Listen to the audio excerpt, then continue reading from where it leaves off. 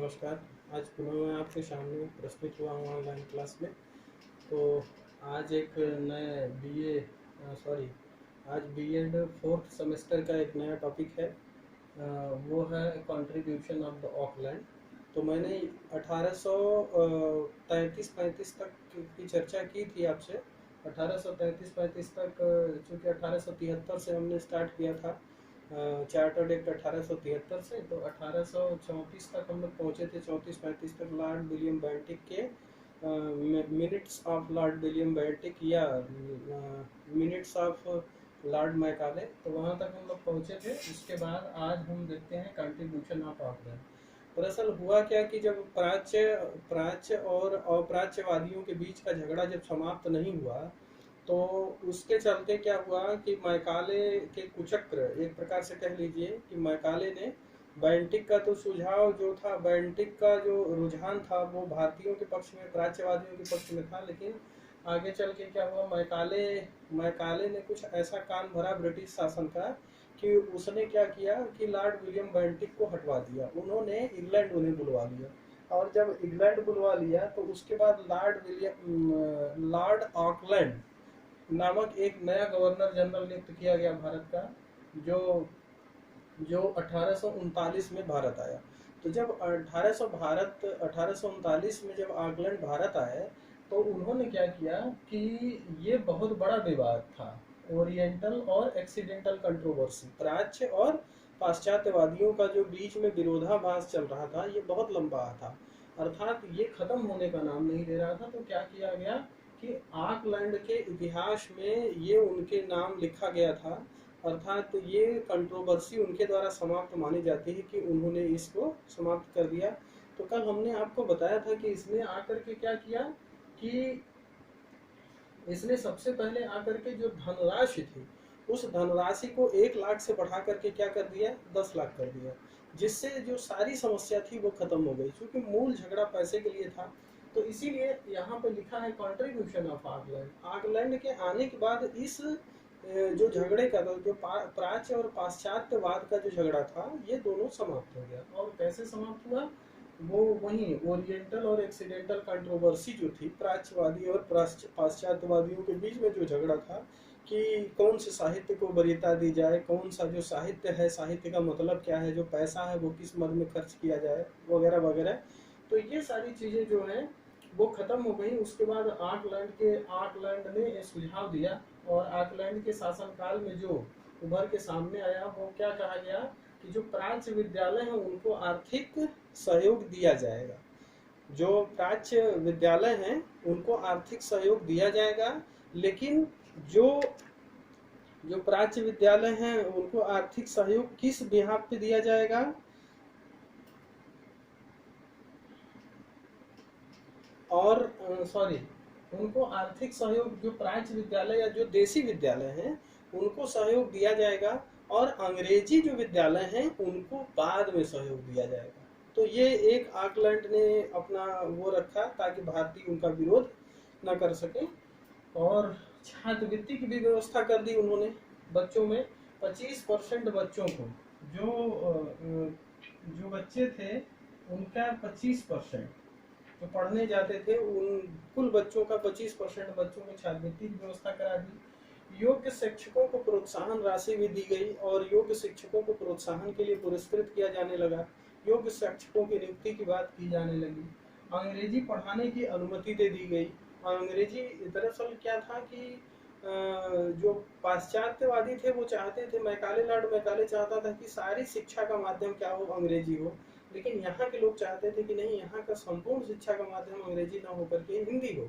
तो इन दोनों में से एक बीच का रास्ता निकाला गया, अर्थात अंग्रेजी को एक विषय के रूप में रखने की अनुमति मिल गई, और उसके बाद अंग्रेजी भी पढ़ा जाने लगा। और प्रकाशन के लिए 31,000 रुपये ये स्पेशल बजट पास किया गया कि जो किताबें निकलेंगी, जो बच्चों तक पहुंचेंगी, या जो प्रकाशन होंगी, उन प्रकाशन के लिए 31,000 रुपये का प्रावधान किया गया बजट में। तो ये है। और देसी विद्यालयों में अंग्रेजी पढ़ाने की अनुमति, जो हमने ऊपर बताया वही, कि देसी विद्यालयों में भी अब अंग्रेजी पढ़ाने के एक विषय के रूप में मान्यता दे दी गई। और इस प्रकार से देखा गया कि ऑकलैंड ने जो ओरिएंटल और ऑक्सीडेंटल कंट्रोवर्सी थी उसको समाप्त कर दिया। तो ये उनके जीवन की सबसे बड़ी उपलब्धि थी, जिसके लिए उन्हें ब्रिटिश गवर्नमेंट ने बहुत धन्यवाद दिया, क्योंकि ये बहुत दिनों से चली आ रही थी कंट्रोवर्सी, और समाप्त होने का नाम नहीं ले रही थी। तो इस प्रकार से ये क्या हुआ, समाप्त हो गया। अब इसके बाद हम देखते हैं वुड डिस्पैच।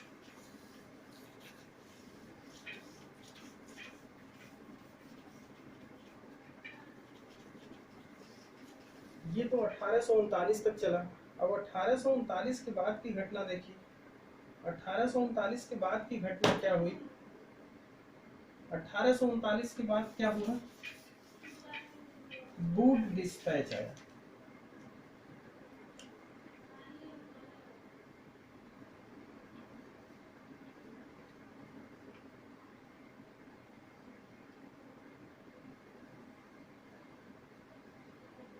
वुड डिस्पैच, ये वुड डिस्पैच क्या था?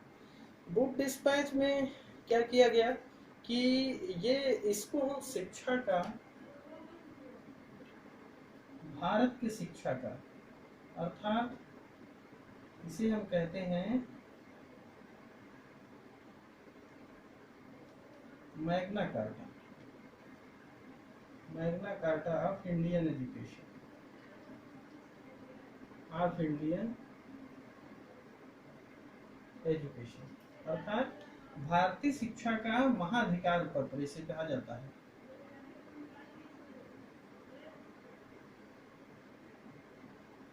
महाधिकार पत्र कहा जाता है। ये वुड डिस्पैच को क्यों? क्योंकि इन्होंने जो शिक्षा की व्यवस्था दी वो आज भी लागू है, और इन्होंने पूरी शिक्षा व्यवस्था का एक ऐसा प्रोफार्मा खींचा वुड ने कि मतलब शुरू से लेके अंत तक पूरी विद्यालय व्यवस्था का जो एक सिफारिश की इन्होंने, और वो सिफारिश वाकई में बहुत अच्छी थी, और उस पर काम भी किया गया। और वही तंत्र आज भी हमारे यहाँ काम करता है। और वो तंत्र में क्या था? वो तंत्र में जो विद्यालय थे, उस तंत्र में जो क्या थे, विद्यालय थे, वो विद्यालय किस में बटे थे? पहले बटा था प्राइमरी में, पहले प्राइमरी में बटा था, फिर मिडिल स्कूल में बटा था,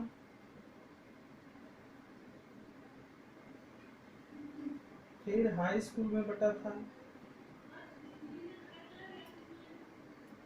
फिर हाई स्कूल में बटा था, और फिर कॉलेज में। तो ये एक जो सिस्टमेटिक व्यवस्था थी, ये जो एक सिस्टमेटिक व्यवस्था थी, उसको किसने दिया सबसे पहले? उसको सबसे पहले वुड ने बताया कि जो शिक्षा का स्तर होगा वो क्या होगा, 4-5 स्तरों का होगा। जो विद्यालय होंगे वो कई स्तरों में बटे होंगे। प्राथमिक शिक्षा के लिए अलग विद्यालय होंगे, और प्राथमिक शिक्षा में क्या होगा, कक्षा 1 से 5 तक, 6 तक, जो भी उन्होंने रखा कि प्राथमिक शिक्षा में जो छोटे बच्चे हैं, 6 से 14 वर्ष के बच्चे, वो प्राथमिक शिक्षा के अंदर आएंगे। उसके बाद मिडिल स्कूल आएगा। मिडिल स्कूल में, जैसे मिडिल स्कूल में हमारे यहाँ उच्च प्राथमिक को दिया जाता है दर्जा, जैसे कक्षा 6 से 8 तो मिडिल स्कूल, फिर प्राइमरी के बाद कक्षा 1 से 5 तक प्राइमरी, फिर कक्षा 6 से 8 तक मिडिल, हाई स्कूल में 9th और 10th, और कॉलेज स्तर पर इन्होंने, कॉलेज स्तर को इन्होंने किस भाग में डिवाइड कर दिया? 2 भागों में, एक इंटरमीडिएट और एक स्नातक में। तो इंटरमीडिएट भी कॉलेज है और स्नातक भी। तो इंटरमीडिएट के बाद से कॉलेज। तो यह एक जो शिक्षा व्यवस्था थी, इस शिक्षा व्यवस्था का जो सबसे पहले जो खाका खींच के प्रस्तुत किया वो किसने किया था? वुड ने। इसीलिए इसको मैग्ना कार्टा, महाधिकार पत्र, इंडियन एजुकेशन का मैग्ना कार्टा कहा जाता है। ये बात याद रखिएगा हर समय। ये प्रश्न देता भी है कि सिद्ध कीजिए कि वुड डिस्पैच क्या है, इंडियन एजुकेशन का मैग्ना कार्टा है। तो इस प्रकार से हमने देखा कि वुड डिस्पैच क्या है। और इसमें देखिए कुछ चीजें हैं, जैसे वुड डिस्पैच में क्या था, इन्होंने भी वही जो चीजें अभी इससे पहले आपने देखी वो चीजें यहाँ भी थी। वुड डिस्पैच में निस्यंदन सिद्धांत को समाप्त कर दिया गया। इसमें सबसे जो खास बात थी वो देख लीजिए, ये इतने में डिवाइड किया गया, और उसके बाद इसमें जो छनाई का सिद्धांत दिया गया, इसमें जिसे हम फिल्ट्रेशन थ्योरी कहते हैं, तो ये फिल्ट्रेशन थियरी समाप्त कर दी गई।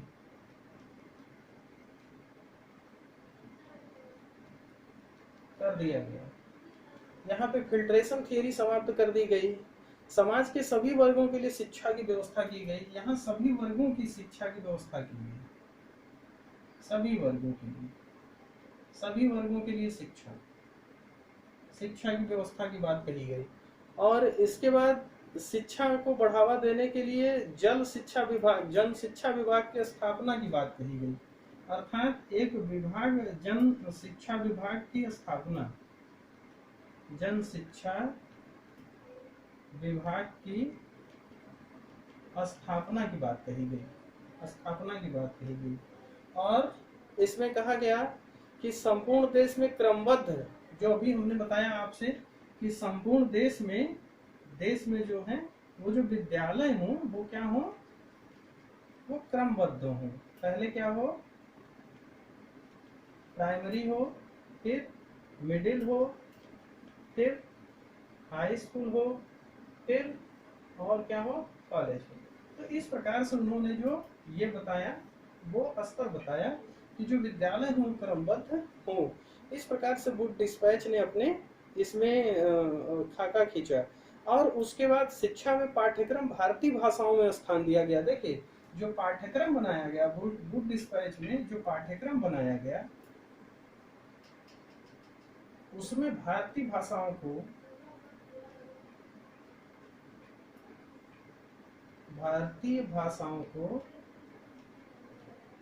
क्या दी गई, भारतीय भाषाओं को वरीयता दी गई। इसमें भारतीय भाषाओं को वरीयता दी गई, ठीक है। और इसके बाद ज्ञान विज्ञान की शिक्षा को बढ़ावा दिया गया। कमजोर व निर्धन छात्रों को छात्रवृत्ति की व्यवस्था की गई। देखिए हमने अभी बात की थी इससे पहले भी, तो यहाँ पे छात्रवृत्ति की व्यवस्था की बात वुड डिस्पैच में भी की गई। मुस्लिम शिक्षा की भी व्यवस्था की बात कही गई। यहाँ मुस्लिम शिक्षा को प्रोत्साहित करने की बात कही गई, अंग्रेजी भाषा को पढ़ाने की बात कही गई, और बात किया गया कि इंग्लिश को भी शिक्षा का माध्यम बनाया जाए। तो ये कुछ वुड डिस्पैच के क्या थे, ये उसकी कुछ सिफारिशें थी। और इस प्रकार से आपने देखा कि वुड डिस्पैच जो हमारे शिक्षा जगत का महाधिकार पत्र है भारत का, वो किस प्रकार से आया। और इसके बाद एक आता है नया सिद्धांत, सॉरी एक नया कह लीजिए आप आयोग आता है, जिसे हम भारतीय शिक्षा आयोग या हंटर कमीशन के नाम से भी जानते हैं। भारतीय शिक्षा आयोग। अच्छा, वुड डिस्पैच जो आया था, ये वुड डिस्पैच 1854 में आया था, ये याद रखिएगा। जो ये वुड डिस्पैच था, ये वुड डिस्पैच 1854 में आया था। 1882 में आगे चल करके 1882 में फिर भारतीय शिक्षा आयोग का गठन किया गया। भारतीय शिक्षा आयोग, ये भारतीय शिक्षा आयोग का गठन 1882 में किया गया, 54 के बाद 82 में। तो इसकी क्या खास बात रही, ये इसकी सबसे खास बात रही कि ये प्राथमिक शिक्षा पर केंद्रित था। ये प्राइमरी एजुकेशन। अगर आपसे प्रश्न पूछता है कि हंटर कमीशन किससे संबंधित था, तो हंटर कमीशन किससे संबंधित था, प्राइमरी शिक्षा से संबंधित था। और हंटर कमीशन क्यों कहते हैं, क्योंकि इसको हंटर जो इस आयोग के अध्यक्ष थे वो कौन थे, विलियम हंटर थे। तो ये जो चार्ल्स बूट के बाद इनको प्राथमिक इनको शिक्षा पर अपना सिफारिश देने की बात कही गई। बहुत दिन हो गया था। 54 के बाद धीरे धीरे तो 82 करीब 54 के बाद करीब 20 करीब 28-30 साल हो गए थे। तो 28-30 साल के बाद फिर से एक बार भारतीयों ने इस चीज़ का वो किया कि नहीं, फिर से संशोधन होना चाहिए। तब उसमें संशोधन के लिए ब्रिटिश गवर्नमेंट ने क्या किया, एक शिक्षा आयोग का गठन किया, जिसे हम हंटर कमीशन या भारतीय शिक्षा आयोग के नाम से जानते हैं। और ये 1882 में भारत आया और इसने मूल रूप से प्राथमिक शिक्षा को कॉन्सेंट्रेट किया। और इसने कहा कि प्राथमिक शिक्षा को जब तक हम नहीं सुधारेंगे तब तक यहाँ की स्थिति नहीं बदल सकती। तो इसके भी कुछ सुझाव, जो इसके भी सुझाव थे वो सेम टू सेम किसके थे, वुड डिस्पैच के ही थे, लेकिन इन्होंने प्राथमिक शिक्षा को उस पर ज़्यादा फोकस किया। तो इस प्रकार से जो था आज का हमारा क्लास इसी पर समाप्त होगा। लेकिन इसके बाद एक क्लास और बचेगा जिसके तहत हम आपसे चर्चा करेंगे। धन्यवाद।